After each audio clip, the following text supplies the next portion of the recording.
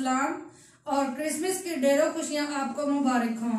मेरा नाम निदा जावेद है और मेरा ताल्लुक Voice of Jesus Church Lahore branch Cantt से है। सबसे पहले मैं खुदा की और फिर अपने कादमों की शुक्रगुजार हूँ कि आज ये मौका मिला कि मैं आप तक खुदा के जिंदा कलाम को शेयर करूँ।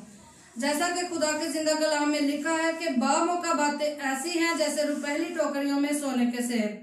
तो जैसा कि क्रिसमस के दिन है तो मेरा टॉपिक भी क्रिसमस के हवाला से है और आज का मेरा टॉपिक फरिश्ते की बशारत और मजूसियों के सिजदे। सबसे पहले हम देखेंगे कि फरिश्ते ने किस किस को यीशु मसीह के आने की बशारत दी। सबसे पहले मुकर्रब फरिश्ता मुकस्सम मरियम के पास यीशु मसीह के आने की बशारत को लेकर पहुंचा। इसका हवाला हम कलाम मुकद्दस में से मैं आपके सामने तलावत करूंगी। लूका उसका पहला बाब और उसकी 28 से 33 आयत तक मैं कलाम मुकद्दस में से आपके सामने तलावत करूंगी। और फरिश्ता ने उसके पास अंदर आकर कहा, सलाम तुझको जिस पर फजल हुआ है, खुदावंद तेरे साथ है। वो इस कलाम से बहुत घबरा गई और सोचने लगी ये कैसा सलाम है। फरिश्ता ने उससे कहा, ए मरियम खौफ न कर, क्योंकि खुदा की तरफ से तुझ पर फजल हुआ है। और देख तू हामला होगी और तेरे बेटा होगा, उसका नाम यीशु रखना। वो बुजुर्ग होगा और खुदा ताला का बेटा कहलाएगा और खुदावंद खुदा उसके बाप दाऊद का तख्त उसे देगा। आमीन। खुदावंद का पाक कलाम पढ़ा और सुना जाना हम सबके लिए बाइस से बरकत हो। जिस तरह खुदा का फरिश्ता मुकस्सम मरियम के पास यीशु मसीह के आने की बशारत को लेकर पहुंचा, उसी तरह खुदा का फरिश्ता मुकद्दस यूसुफ के पास भी यीशु मसीह के आने की बशारत को लेकर पहुंचा।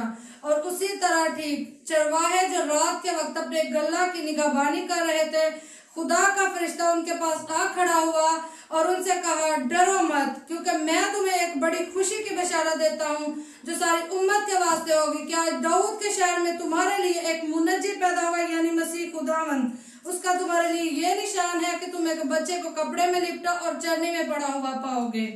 खुदा ने जिब्राइल फरिश्ता को क्यों चुना? क्योंकि वो हर वक्त खुदा के हुजूर में खड़ा रहता था। खुदा ने जिब्राइल फरिश्ता को चुना और जिब्राइल वो फरिश्ता है जो हर वक्त खुदा के हुजूर खड़ा रहता है। इसी तरह खुदा हमें भी बड़े कामों के लिए चुन लेता है जब हम उसके हुजूर खड़े रहते हैं, क्योंकि खुदा के कलाम में लिखा है कि खुदा हर मसीही को बिशारत के काम के लिए बुलाता है। जैसा कि दूसरा तीमुथियुस उसका 4 बाब और उसकी 5 आयत में लिखा है, मगर तू सब बातों में होशियार रह, दुख उठा और बिशारत का काम अंजाम दे और अपनी खिदमत को पूरा कर।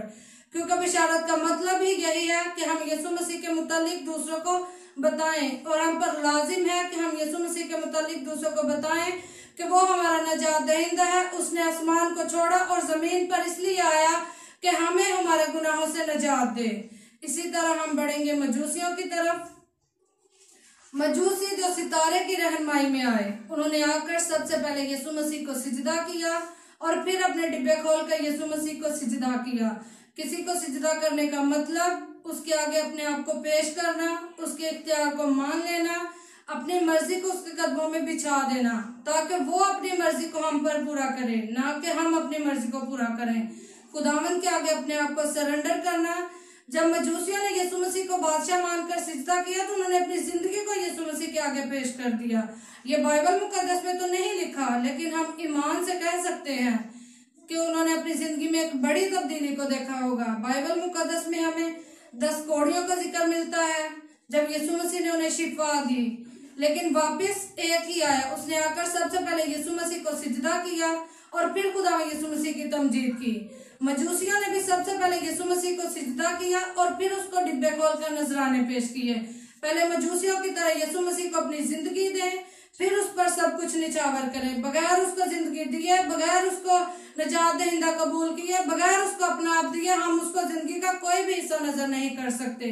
जितनी देर हम मजूसियों की तरह यीशु मसीह को जिंदगी नहीं देते, उसको सिजदा नहीं करते, उतनी देर ना तो हम यीशु को कुछ नजर कर सकते हैं, ना ही उसे बिशारत दे सकते हैं। आज क्रिसमस का पैगाम हमारे लिए यही है कि हम मजूसियों की तरह पहले सिजदा करें यीशु मसीह को, फिर अपना सब कुछ नजर करें यीशु मसीह को और फिर जिब्राइल की तरह बशारत दें। खुदावंद इस कलाम से आपको बहुत बरकत दे और अगेन हैप्पी क्रिसमस।